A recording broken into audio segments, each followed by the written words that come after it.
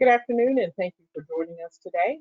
I would like to welcome you to Courtney Scott's 2022 Workplace Agenda webinar series. I would like to address some preliminary items before we start today's briefing. Currently, all listeners' phones are muted. At any point in time during the presentation, please feel free to submit a question in the GoToWebinar question box. We will try to answer all questions. Today's topic is the EEOC on the cutting edge of emerging EEO trends. Our presenters are Courtney Scott attorneys David Fortney, Leslie Silverman, and Nita Beecher. I will now turn the program over to today's moderator, David Fortney.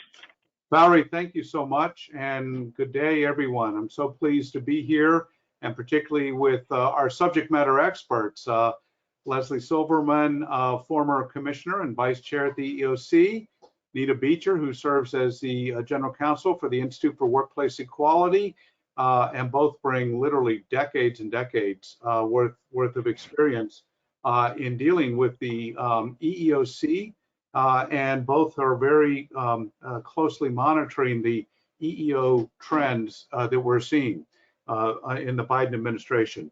This represents the final webinar. We've done a series of webinars where we really, I think, have tried to unpack for everyone what those developments are. And so some might say we've saved the best for last, but we'll let each person do that. But certainly among the agencies, the EEOC continues to be a heavyweight and one that all employers need to pay close attention to. And I'm really looking forward to unpacking and learning about what those trends are. So Valerie, let's go through some of the initial items. Of course, just a word about who we are, and I think most of you know. We are a DC-based law firm. We do represent employers, federal contractors, and others. Our practice focuses very much on the federal agencies. EEOC is the topic today, but we also do many of the other federal agencies that regulate the workplace. I particularly would like to draw to your attention our podcast, the DC Insider Employer Update. We drop a new podcast about every 2 weeks. Sometimes we have some guests. We've had an EEOC commissioner, Keith Sonderling, and others that have joined us, and it's a lot of fun, and we get a lot of great feedback from the podcast. So it's a great opportunity for those that consume information through podcasts. Check it out, and you can the information's there, and you can subscribe to it at your convenience. Barry, let's go on to just note that our agenda, which is going to be pretty jam-packed, as you can see. You know, the beginning, of course, is always leadership. Who's there? Who's in charge? Who's not there? Who's coming? And I think we're going to cover all of that. The pay data collection, that's been a source of great interest and concern for so many people. The agency initiatives and what those are and how those are going to shake out, as well as COVID, and finally what to expect. So we've got a lot of ground to cover. I want to make sure we stay on schedule. So let's start with the leadership. I've always heard personnel is policy. So who's there, who's not there, and who's coming? Leslie, why don't you kick that off? Thank you, David. Well, as a starter, as EEOC is a commission with 5 members and majority rules. And if you look at the EEOC leadership right now, there are 3 Republicans and 2 Democrats. So what does this mean? How does it shake out? Who are these people? So much to say, but I'll try to be brief. The chair controls the commission. She or he, in this case she, Chair Burrows, would control the day-to-day activities of the staff. She also controls what comes up to the commission for a vote, what policies the policy shop is working on, but anything that requires a vote of the commission, any substantive changes to policies or procedures, have to go through a commission vote.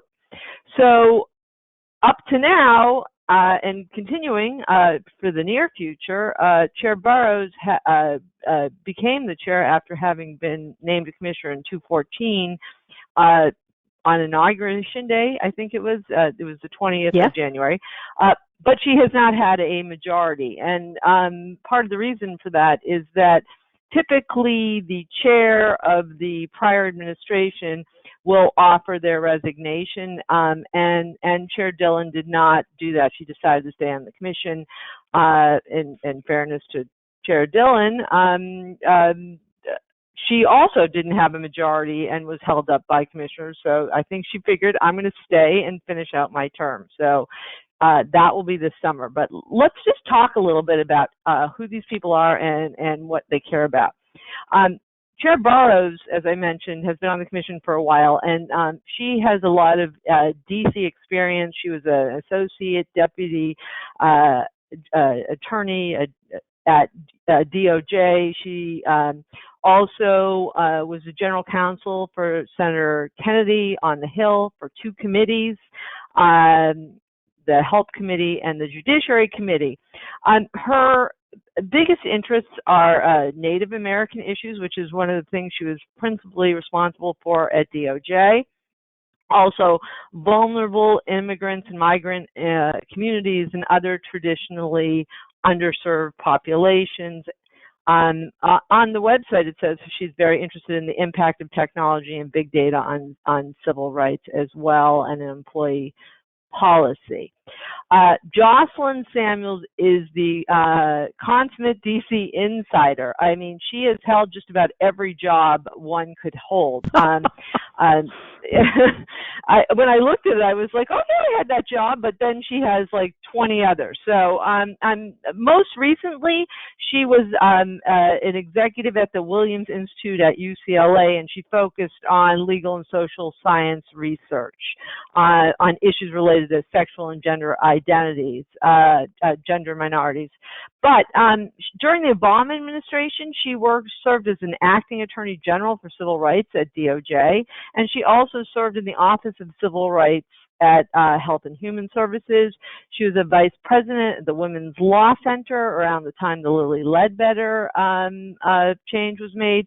She was also labor counsel to Senator Edward Kennedy, and probably most important, she was a senior policy attorney at the EEOC in the Office of Legal Counsel, which is the office that works on policies for the commission for 10 years. So she is a career person, and that really matters. Next, I'm going to talk about Commissioner Sonderling, one of the Republicans. He was the vice chair briefly under the past administration. He had to wait quite a while for confirmation to EEOC, and at that time he was serving as the acting deputy administrator for Wage and Hour Division at DOL. Prior to that, he was a partner in a law firm in Florida doing labor and employment law there, and he is, well, we're going to talk about it later, very, very interested in AI. He's also interested in doing more at the commission to help employers understand what the law is, so opinion letters and things like that. Commissioner Andrea Lucas joined the commission also at the same time as Commissioner Sonderling, which was September 2020.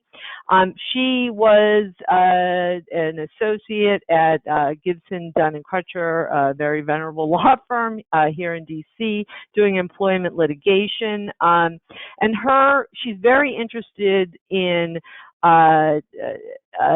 enforcement and litigation and guidance around disability, pregnancy-related disability, and religion. And in fact, what you'll see is when there's a divide in the commission, she's been the split vote on those kinds of cases, and it's religion and disability. I saved the former chair, Janet Dillon, for last here for a couple of reasons, because some of her initiatives are, what we're talking about here. So she served as chair of the EEOC from May 2019 till January of 2021, and her term is expiring this summer. I don't know if David had mentioned, but, we sent people this paper on all the issues we're talking about today. And in footnote 1, it explains that basically she will fall off the commission in the summer unless someone is nominated for her position and she chose not to leave and they're not confirmed. But we're hearing she is leaving this summer, and as we're going to, we're expecting that there'll be a new Democrat named to the commission in the very near future, and probably confirmed at about the time, by at least by the summer. So let me that ask you, person. Let me ask you a question. Yeah. There.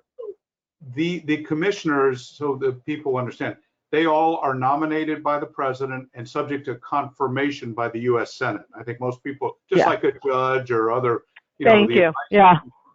So they have to meet with the senators, and they typically have a confirmation hearing, and then there's a vote. Sometimes, yeah. But then there's a vote. There's a vote by the Senate. So we can anticipate that all of that. I mean, people perhaps are very focused on Judge Jackson, and there's a Supreme Court nominee and confirmation. So people are familiar with that. EEOC, obviously not necessarily at that same level of intensity per se, but there is a confirmation process. I mean, you yourself were confirmed when you held the position twice. So all of these through that. And so that's coming up, which adds a level of uncertainty as to how long that takes. The president nominates, but then after that, it's really the U.S. Senate that determines the speed at which they can be actually put into their position, right? Because they can't serve until they're confirmed. Well, as someone who used to do nominations on the Health Committee, and as someone who's been confirmed twice, I'll just add a couple of things. You're more likely to see a confirmation hearing when someone is controversial or there is a group change. And that may be why we may only just see a commissioner, even though a nomination alone, as opposed to a commissioner and a general counsel at the EEOC, which we're going to talk about in the next slide, and I'm not quite there yet. But, I was confirmed twice through unanimous consent. Now, I had been a Hill staffer, and those were kinder and gentler days, but if they knew you, but when I was labor counsel and there was a bunch of nominees at the commission, we brought them up so we could kind of do a little oversight on the EEOC. So there's a variety of reasons. I don't know. I guess it depends on who the president chooses. And I think they're going to choose someone that can be on the commission quickly so that they can start working on their agenda. Point, in other words, that they may take into account how controversial or non-controversial they may be. Absolutely. Sure. Okay. All right. So we'll find out more on that as soon as we see the nominee, and then you could help us understand what the likely path is going to be for Congress. Okay. So I just wanted to mention when Janet Dillon was chair, she's got a general counsel background for a number of companies that you may know, and she had a really practical and pragmatic approach to the commission. She's a very decisive person. So she pushed for greater transparency and with regard to commissioner votes and the website. She pushed to change the conciliation, the way EEOC conciliates, but that was pulled back by Congress. And she worked on the delegation of authority, and that is something that happened before I was at the commission, and unfortunately for me wasn't changed when I was there, which is that the commission only votes on a certain amount of the litigation. It has to be a new issue, it has to be a certain amount of money, things like that. And over time, Commission voted on fewer and fewer cases, and during the time where Janet Dillon was chair, they pulled back the delegation of authority so that the Commission is routinely voting on more cases, and all cases before they go to litigation are circulated among the Commission. Because when I was there, and this may be unbelievable, but I would find out about a case being filed by the press release or an article or a reporter calling. And it's like, as one of my former colleagues said, it felt like a lot of apparent authority and not actual authority. So they've changed that. Now, a lot of people are predicting that once there's three Democrats, they will pull back on the delegation of authority. But how many people do you know that get more authority to do something and just vote it away. It's a fairly unusual thing, and my bet is that if they change the delegation of authority, they're not going to change it in a big way, because it also affects how much information they get on appellate issues, and that's very important to everybody there. I also think there's a very basic kind of governance point whereas you have career people / bureaucrats making decisions versus those that are appointed by the president and the Senate that are subject to oversight and accountability. There's greater accountability. The commissioners who were selected, confirmed, are the deciders. I mean, that's kind of, I think, in fairness, even though historically that drifted away, I think Chair Dillon, I really applaud that decision to bring that back. And I agree with you. I hope that does not change. I think that I'm hearing it may not. So, which, I mean, I'm all about commissioner power. I mean, some power. Otherwise, you're just sitting there like a rubber stamp, or you're doing initiatives. So, hold on just a second. The other thing I wanted to point out, Leslie, it was also after, there had been a lot of bad cases taken in the Obama administration, including a number of cases where EEOC had to pay attorney's fees to the other side. The big CRT sexual harassment cases they fought that for years. But I think that's a reason for the commission to really drill down on these cases. But anyway, I think it's time to talk about the general counsel. Yes, let's move on to the general counsel. So something unusual happened at the beginning of this administration, and that is that the Trump appointee to that position, Sharon Gustafson, was essentially fired by the Biden administration. But I think it's important to realize that it's always been sort of questionable whether or not the general counsel could be fired by the president. The expression in Washington is you serve as the pleasure of the president, but what that meant. But by custom, all general counsels have left when asked. And Sharon Gustafson didn't step down, so that is what happened. And I think if folks really thought there was a really good legal challenge, we would have seen it as we were seeing at NLRB, correct? I mean, there was a challenge over there, am I right? But you're not seeing it at EEOC. Now, what happened after where there's no EEOC general counsel? Well, for a long while, and talk about materials, there was a very senior GC person who was serving. Her name is Gwendolyn Young-Reams, and she was the acting general counsel. But because of the Vacancy Act, she had to leave that position at the end of December. Now there is a career person named Christopher Lage. I think he's a assistant general counsel, associate general counsel. He is someone in charge of the agency, but what happens in this case, and it happened while I was there too, is that basically all the GC decisions fall to the chair. It was interesting because when I was a commissioner, they fell to Carrie Dominguez, who wasn't a lawyer, but essentially the general counsel of the agency. So what that does for her is it gives her more insight and more decision making than she would otherwise have. And right now we're waiting for a new candidate for that office. But of the two positions that are open at the commission and leadership, I would say the extra commissioner is the more important one right now because it holds the majority. And so the current landscape, which I gather is about to change, we have 3 Republican, 2 Democrats.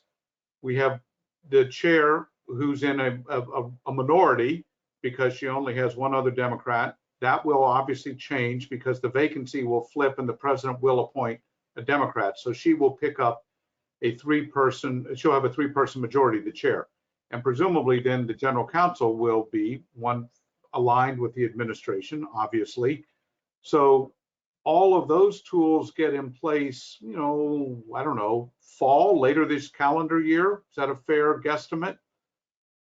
That this EEOC is recalibrating. Yeah. Yeah. I mean, I don't know how long it will take with the general counsel nominee because I don't think that's happening right away, so that will depend. But interestingly, we also, because of the change in the delegation of authority, any commissioner has sort of a say in litigation, so it gives also the commissioner broader authority over what happens in the general counsel's shop. And employers who are dealing with the commission at a high level and expecting to be sued it would benefit from that, because sometimes, they do go to the commissioners and say, this is a travesty, whatever. And Right. now one commissioner could make a difference there. So just an FYI. All right, so I could talk about this subject forever, but I know we have a lot to cover here, so I guess we should move on. Right. Agreed. So, all right, well, let's do that. Let's move on to what I would say is probably the major overarching priority, don't you think? Which it continues to be pay. I mean, this has been an issue. There was an issue in the Obama term commission. It was kind of recalibrated as an issue. It certainly wasn't ignored, but it was also a controversial issue during the Trump administration, and it continues to kind of haunt us today. Pay data, and specifically what the government's role. This comes in the context, a lot of states are requiring disclosure of pay data. A lot of companies are doing their own wage gap studies that they typically publish. A lot of companies, of course, do privileged pay equity studies, and we obviously very involved and knowledgeable about that. But let's talk about kind of the federal agency and the EEOC specifically, about how they're approaching that and what this new, are we having new pay data collection? What's happened to that? Where are we? So you want to help us? Let's start unpacking sure. elements. So this is an area which I have a lot of interest in, because I was on the original National Academy of Science panel, which issued a report to EEOC. So just a quick back to the future. The Obama administration issued a task force report, and I want to say in 2011, which rolled out, one of the things was to get the NAS to do a report to see whether they should attach pay data collection to the EEO1. The panel basically looked at it for about a year and a half and said, no, that was not a good idea. So fast forward from 2012 to 2016, and as the Obama administration was winding down, the president, David, we were in the office in Washington, and the president comes out and announces with Chair Yang, then Chair Yang, now OFCCP Director Yang, standing there saying EEOC was going to roll out a pay data collection with the EEO1. So you testified, David, and Leslie, I know you helped prepare David for that testimony with the EEOC, saying what they ought to collect is annualized pay data. They looked at us and said, I don't think so, and told us that we were collecting, that they were going to collect W-2 Box 1 data and hours worked for each employee, and it's by EEO job category and 12 pay ranges, as everybody knows. That was not going to be collected, so it was approved in, I want to say, September of 2016. It was supposed to go into effect in March of 2018. Meanwhile, Donald J. Trump became president of the United States, and in the summer of 2017, they suspended it. They suspended the pay data collection itself. A number of groups filed lawsuits against OMB, and in 2019, the federal court ordered EEOC to collect the uncollected 2017 and 2018 pay data collection, which they did in the fall of 2019. Next slide. Then what happened? Then what happened? Okay, so meanwhile, and let me tell you, collecting that data as quickly as they had to collect it was a complete nightmare for poor EEOC. They had to go out, they had to hire a consultant. It went on and on and on. It went into, because the judge would not let them stop collecting until, I want to say, early 2020, maybe, late 2019, early 2020. They had to reach a percentage of between 85 and 90% of those who filed. And anyway, long story short, meanwhile, under we now had 3 Republicans, and under the 3 Republicans, because this was a collection of data, and so they went back to OMB to extend the EEO1, but they decided not to extend the component 2, and that was in 2019. There was a big hoopla. Congress was very upset about it, and so in the summer of 2020, a unanimous EEOC commission asked the NAS, the National Academy of Science, to set up a panel to study the pay data they collected and see whether it was relevant and ask them for recommendations. We are now waiting impatiently for that report to come out, and I expect that it will be out fairly soon. It was supposed to be out the end of December. And David, David and Leslie, so where are we that you feel we can talk about on that? Leslie, why don't you kick it off with where we are on that? We know that it's under review, that their proposed report is under review, and they have multiple folks that are selected to look at it, some from the management community, but they can't reveal what it says or what it recommends. And so it's anticipated it'll be out very, very soon, but I mean, everything takes time. And I no longer know for sure what it's going to say or what they're going to do. This is a very challenging issue. The problem with the old data is it really didn't help the commission. It just showed who paid less than other employers, which is interesting, but not really what the commission is doing. So, right, David, exactly. I'm sure you have plenty to say about this. We have a lot to say. I mean, there's, National Academy of Sciences has sort of hit this pinata now twice. We're waiting for the second result. I think everyone anticipates the commission is going to reinstitute a pay data collection. Right.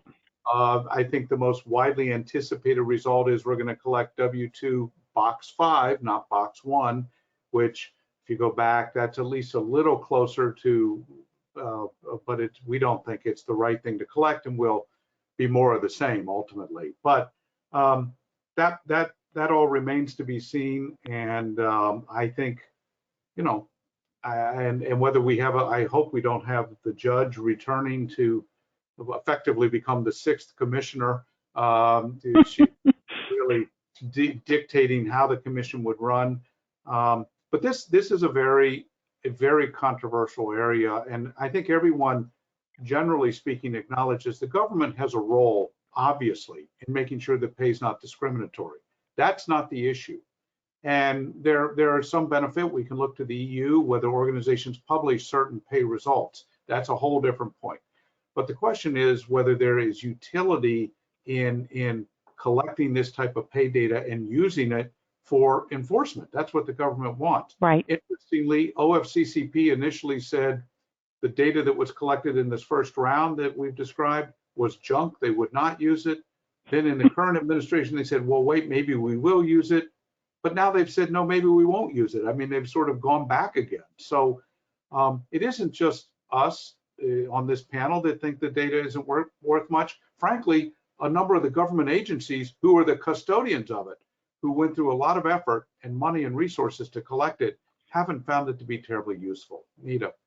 I'm glad that they are looking at what they collected, to see if it's useful. That's helpful.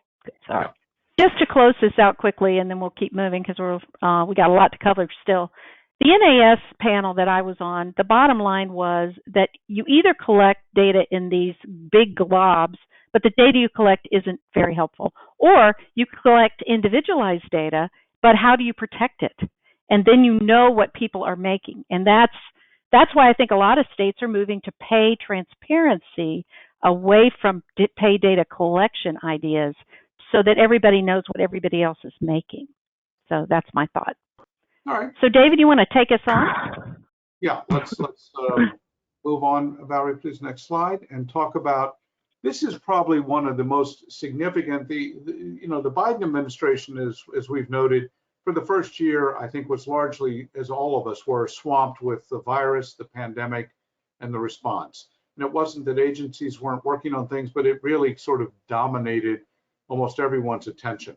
But clearly, as thankfully that pandemic is receding some, and the agencies are now more broadening their focus, and as the congressional efforts to enact various statutory changes, particularly the PRO Act and some of the other changes, are clearly not going to happen.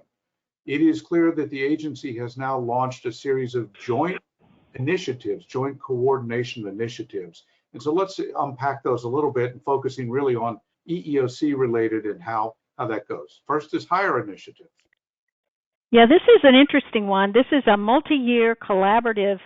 It's an attempt really it's the EEOC and OFCCP to find ways to engage a broad array of stakeholders to get good jobs for workers in underrepresented communities. So again, this is sort of the vulnerable worker area. Right. They had on the 19th of January, right after Martin Luther King Day, they had a roundtable with a lot of ideas about the way that employers could increase their underrepresented communities, strategies, and so forth. One thing I just wanted to note is they did point out that they will be looking at artificial intelligence, AI, and the impact it has on hiring. And I think that's important because I think we're going to see more of that. The agencies are way behind the power curve on this. I think when Vicki Lipnick was at the EEOC, they had a big data panel, but that's been 5-6 years ago, and things have changed. Yeah, 2016. Things have changed dramatically. So, this is all we've heard on the hire initiative. We'll just have to see what else they want to do on that. But again, OFCCP and EEOC don't normally work together. And David, I know in our podcast, we've talked a lot about this collaboration. And I think that's something to keep an eye on because the collaboration, as Leslie will talk about, is even broader than with OFCCP. Right. Next slide. And while we're going to that slide, I just add, it's kind of organic. I mean, because both the agency heads know each other well, they work together. Extremely. When Director Yang was then head of chair of the EEOC, and Charlotte Burrows was a commissioner then. And they're very good friends, and they both understand each other's respective agencies, and they want to collaborate. So I think that makes a big difference too. Leslie. Well, this is so mine, but no, okay. So as we mentioned, EEOC, in addition to this hire initiative and a focus on AI, EEOC is also looking into what they call their artificial intelligence and algorithmic fairness. And I think, David, you might want to mention, I know you have talked to Commissioner Sonderling quite a bit, and I heard him at the National ILG last summer when he disparagingly talked about how long ago the 1978 was, but that's a whole nother story we won't go into. But he's really trying to figure out a way to handle regulating AI and yet understanding employers' obligations and how they're trying to hire. Do you have any thoughts about what EEOC might do, David, based on his position? Just a couple of things. One, I mean, we spent an entire podcast with Commissioner Sonderling just on AI, so that's there and worth listening to. He is very focused, Nita, as you mentioned, on the uniform guidelines. Those are the 1978 guidelines, and they, of course, just are guidelines, but it talks about those are the current standards that are to be followed to determine whether tools such as AI have an adverse impact on protected groups. The challenge is that in selection. In selection. Our personnel decisions, right? Hiring, promotion. I mean, they're used in so many ways, particularly now as the HR functions in so many organizations have been cut back, those resources, there's a growing reliance on AI. You're right. I think the agencies publicly are behind the curve. It's not for lack of interest by leadership. No. Commissioner Sonderling is openly saying he wants to file a commissioner's charge unless they can explain what that means for us and pursue this, have the agency delve into it.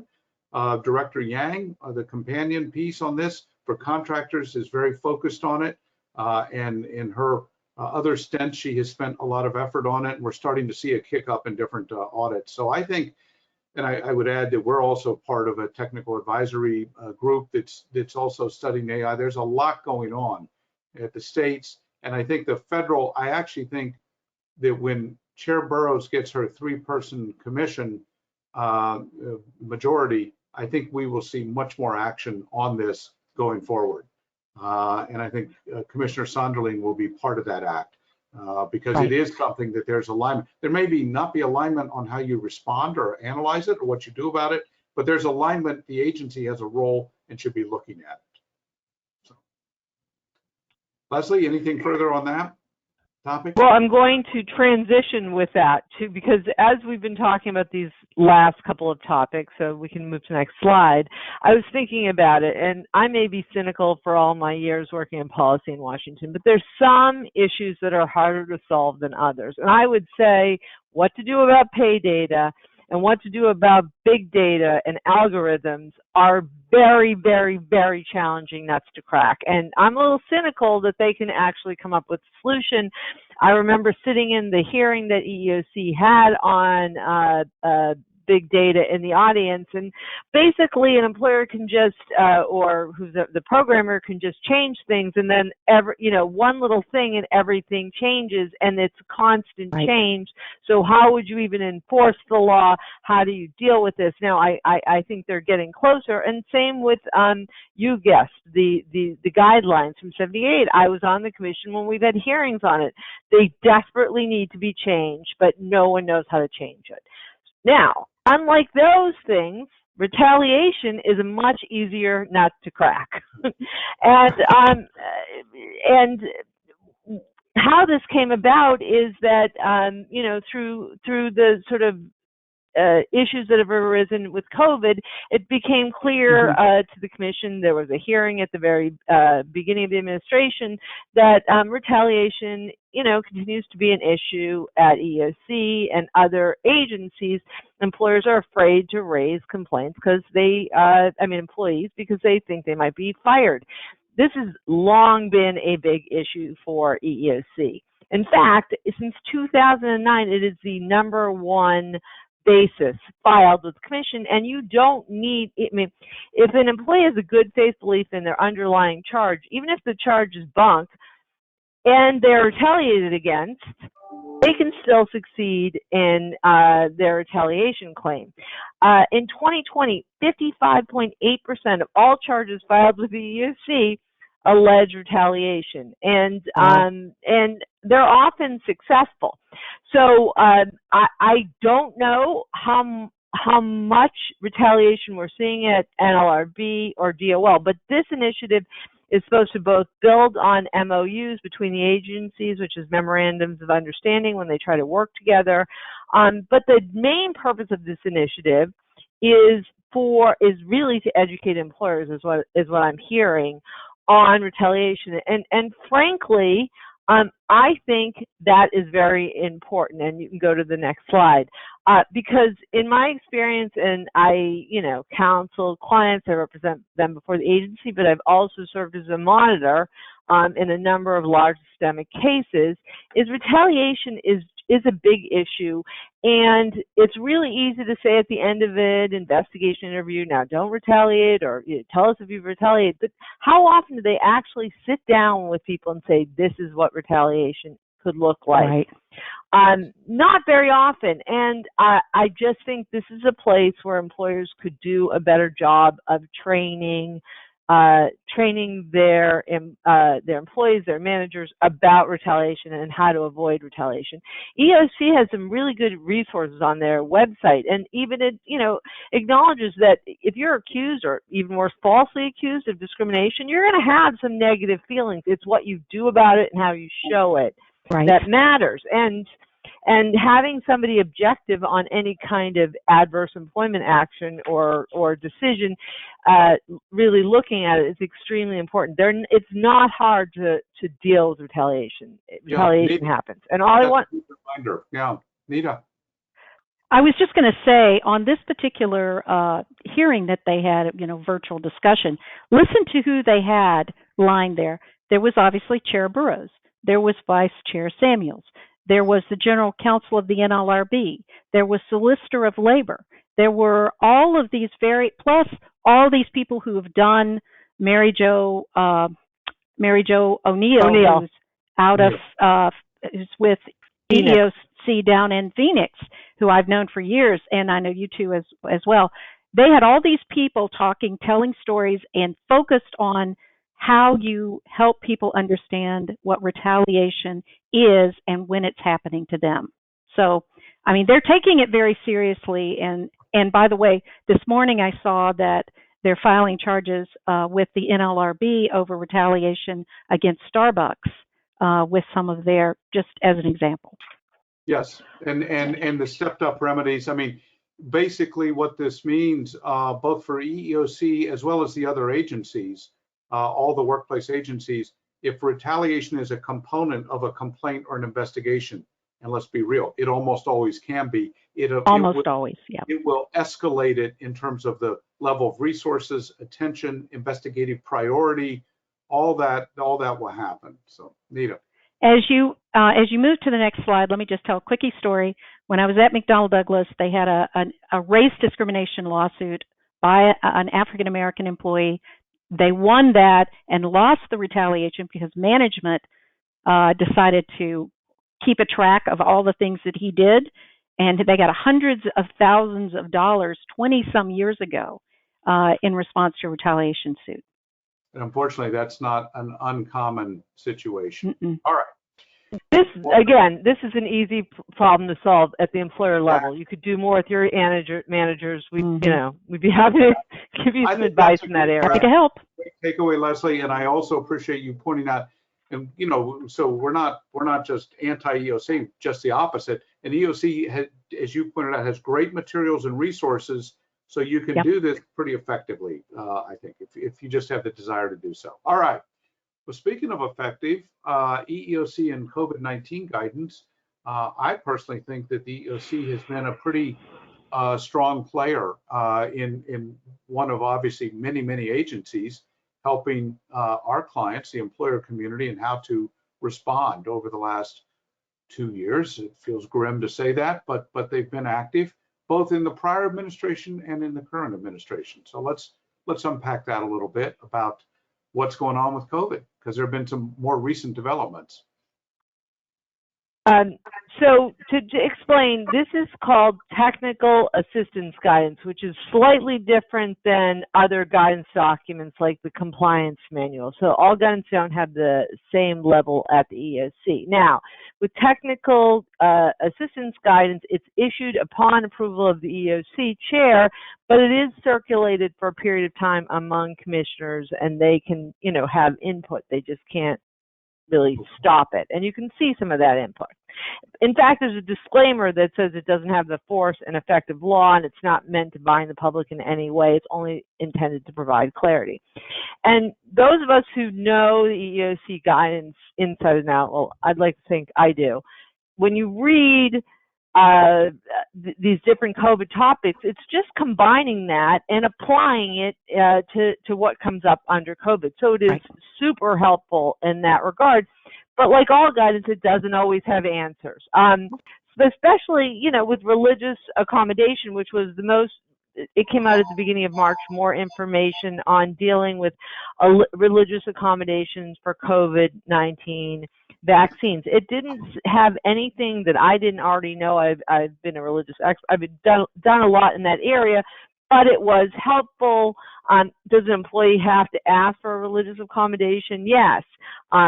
When can you deny it? What do you look at? And, I don't know if things apply as well to COVID vaccination denials as they would in a regular situation. There's lots of stuff on the internet on why you can ask for an accommodation even though you don't want to get a vaccine for other reasons. But that being said, I definitely recommend looking at that. Even more recently, I think it was this week, actually, was it Monday, EEOC came out with a new set of questions what was the other one that we just did? A caregiver, which was something I worked on at the commission, the original caregiver guidance. I found this to be a little bit more expansive than I've seen in some other areas, but in what they really consider to be a caregiver. But essentially, if you take a step back and says, and look at it, what the guidance says is, if you're making a decision based on who the person is taking care of, and it's a basis, then you could be violating the caregiver guidance, the caregiver guidance. And if you allow a man to do something you wouldn't allow a woman to do because of their caregiver status, then you've violated. So in that way, it's just more of the same, but it's very specific. And I think all of these question and answers are helpful, and I like how they come out pretty quickly as these issues arise when people need them. I agree. Nita, do you have any comments on that? So I think the other thing is long COVID being a disability. I think that's going to be an interesting one going forward because, I know a number of people, and you've seen it in the papers, there are a lot of people who just continue to have reoccurring issues. So, COVID's not over, guys. I hate to say this, but let's, but David, we're getting close to the end. So I think we need to kind of zip along. Keep moving along. So we've got to sort of dust off the crystal ball, kind of get that cleared off, and let's look forward now, because we've talked a little bit about kind of what has occurred, who's there, who's coming, what those vacancies will be. But let's start to unpack what are we going to see in the next. So let's talk about this non-binary reporting. Those living in California have been thinking about this. What about from the feds? Right. This is a topic I get a lot of questions on from clients. Leslie, do you want to jump off on that? Yeah, so a while back this issue came up with EEOC and EEO1, which, has been sporadic because of the pay data sort of slowed it down, and then, of course, we had COVID-19. And what EEOC had said at the time, but you had to look hard for it, is you could always sort of identify people who in the comments box. The problem with that is that you still have to count numbers, and you don't have that space. Right.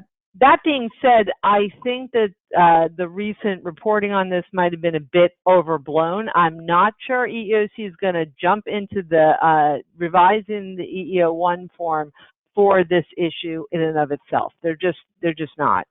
But they may do more in this area. And also, I just wanted to remind everybody that Component 1 data collection is starting again with EEO1. It's tentatively scheduled for April 12, 2022, closing on May 17th. I don't know if it will stick to that, but I think we will see changes with the EEO1 form in the future.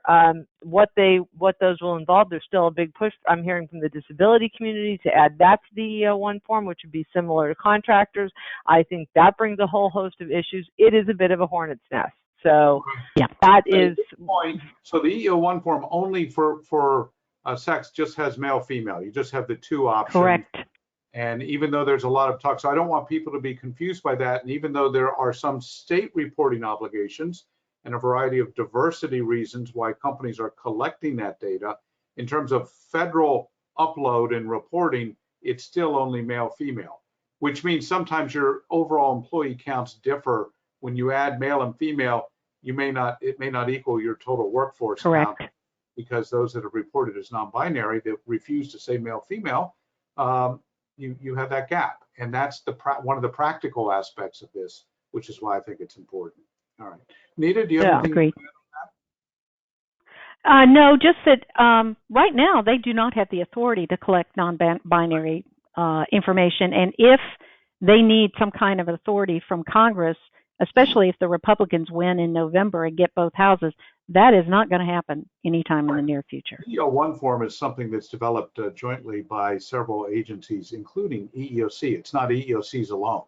The Labor Department, Right. the Justice Department. Not that there wouldn't be necessarily alignment, certainly in this administration. Right. It's just more complicated than you might think. And it goes through OMB for approval. It's a paperwork reduction issue, and they really have they're the unknown agency that controls everything. That is good. Very good point. All right, let's keep moving on. So David, I just wanted big to news. mention this, Yeah. even though it's Congress agreed it is on a big something. news. Congress agreed on something and passed a bill. I know. It was actually bipartisan, and I think it won pretty bigly, as we know. So the point being really here that sexual harassment is still a big focus for EEOC. If you look at the litigation as we do, you see a lot of cases out there by EEOC. It doesn't really affect the EEOC directly, simply because employees can always file charges alleging sex harassment, even if you have mandatory arbitration. However, I think this makes it more likely you're going to have more litigation, because you're not going to be able to have pre-dispute mandatory arbitration. And David and Leslie, there are a lot of questions. The language in the bill is a little bit odd. It appears as though, if you read it, that if there are any claims in a case that is sexual harassment or sexual assault, that perhaps your whole mandatory arbitration might get thrown out. Unclear, but at least it's muddy. Correct. It is muddy, and this is an amendment to the Federal Arbitration Act, so that people understand. It means that all of your existing policies have to be, are by operation of law now superseded by these requirements. Even though the law isn't crystal clear, does a claim mean if you have a substantive discrimination claim? You know, I was denied a promotion and I suffered harassment, et cetera. Would those be all exempt or fall outside, or would only the harassment claim? Would there be a bifurcation? That'll all be litigated. Congress, the good news is there was a bipartisan consensus. The bill was passed. Correct. The bad news is that it's sloppily drafted and it's not really clear what it meant, but it's there. Leslie.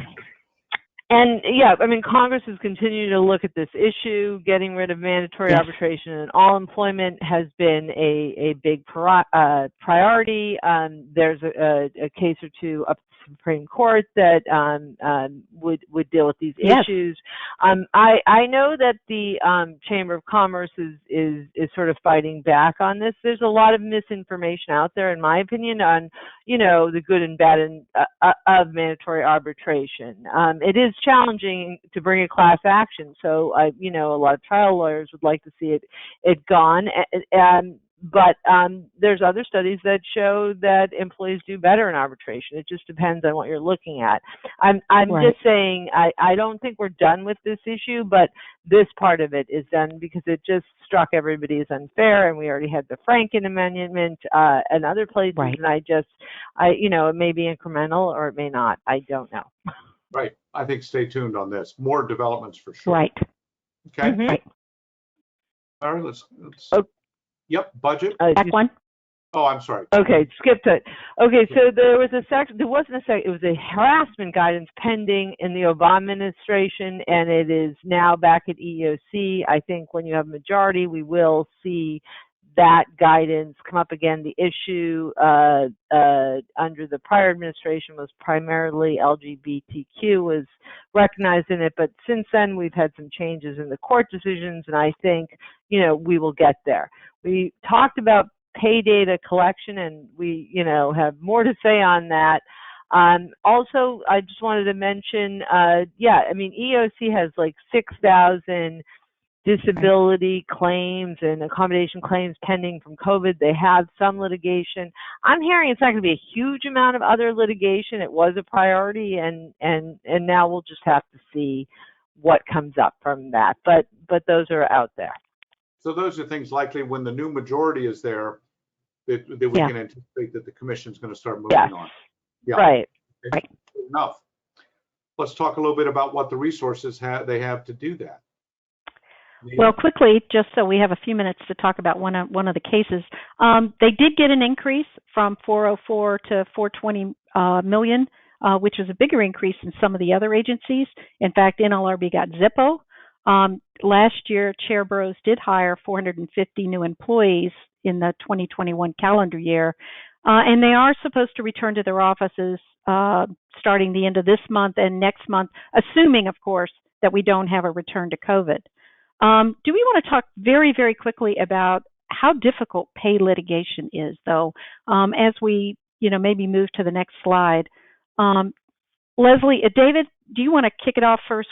There's a big litigation against the University of Miami. Right. So let me just briefly, and Barry, just jump to the next slide while we're doing that. We would, yeah. So the pay litigation has always been a kind of a focal point for the commission. That's one of their priorities. Yesterday was Equal Pay Day. EEOC issued lots of press releases about that, a very big release. They did not note that less than a week before that, last Friday, they did suffer a rather high-profile setback. They had brought a claim involving professors at the University of Miami. And this represents the professors had the same job titles. They nominally had similar responsibilities, political studies, but there are differences. And anyone that's been involved in higher ed will tell you there's a lot of nuance. You're published. Well, it depends on where you're published. It depends on, you give lectures. Well, who are the recipients of it? How, in terms of attracting money to the university. So it's very hard. And the government, I will say from my experience, seems to struggle a lot in understanding those nuances.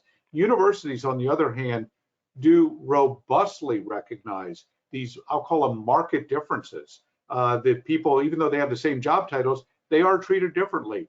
They're treated differently in prestige, and they're treated differently in how they're paid. The EEOC took that on head on in an equal pay case, and they lost. They brought it both under Title VII and the Equal Pay Act. They lost. It was a jury trial. They tried it for a week in federal district court in Florida. The jury went out, and in 30 minutes, they came back with a defense verdict across the board. Wow. And it is because, and largely the university said, look, they had the same job title, they were in comparable positions, but you know what? It wasn't because of sex that they were paid differently. And the university had evidence like A, you have no evidence indicating it was. B, the highest paid person in the department, the political science department, is a woman. The lowest paid is a man. And there were a host of other facts that were brought out. And like I say, it took the jury literally 30 minutes. Like there's no there. Why can't EEOC recognize that? They need to do a better job. I'm giving them all the credit in the world. Their heart's in the right place, but they have to sort out and not put in cases where they get blown out. Period, full stop. Leslie. Well, I mean, EEOC has never been particularly good in pay discrimination cases. But if you looked at this on paper, there was a $28,000 difference between the two professors. They were in the same department.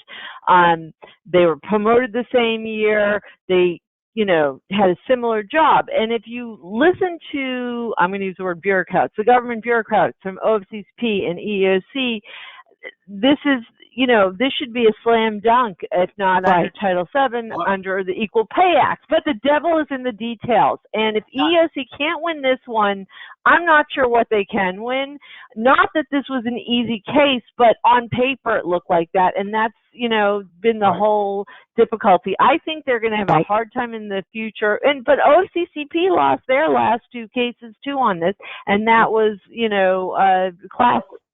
Under the Equal Pay Act, as long as you demonstrate as a factor other than sex that resulted in the pay difference. That's why they keep trying to change it.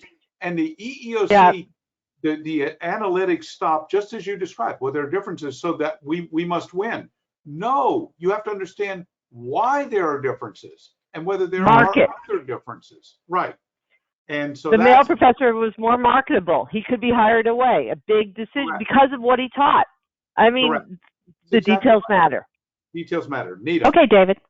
I was just going to say we need to close up now. So let's go through with final thoughts. And Nita, I'm going to start with you. Then I'll go to me. And Leslie, I'm giving you the final word. So Nita, final thoughts. Well, what are we looking at here? Once we get that third Democratic commissioner, I think EEOC is going to move out on some of these things that we've been talking about. So, David? It's going to be deja vu all over again. The government will repeat the mistake of pay data collection. It will be as ineffective as it was the first time. And that's unfortunate, but I'm afraid all employers in the United States will largely suffer the consequences of that. Leslie? Oh my God, I have so many final thoughts. You You only know, got one. I don't even know. I agree with both of you. We will see some change in EEOC. I think it'll be tinkering around the edges, and some changes that were made in the last administration rolled back. But I don't think we're going to see some of the huge changes that folks are expecting. We're still going to see a lot of cases brought and other issues, and there's things that employers can do, like retaliation. Fix that. You can do it. Good. That's a good closer. All right. Well, I want to thank Leslie and Nita both for a really terrific discussion today. There is a lot going on in the EEOC, and there's obviously going to be a lot more going on as we move forward. So thank you both. We'll come back as events warrant and recast and see how these prognostications work out. All right, Valerie. Thank you. We would like to thank Thank you you. for joining us. Later today, you will receive a survey requesting feedback for today's presentation. You are able to submit suggestions for future topics through the survey.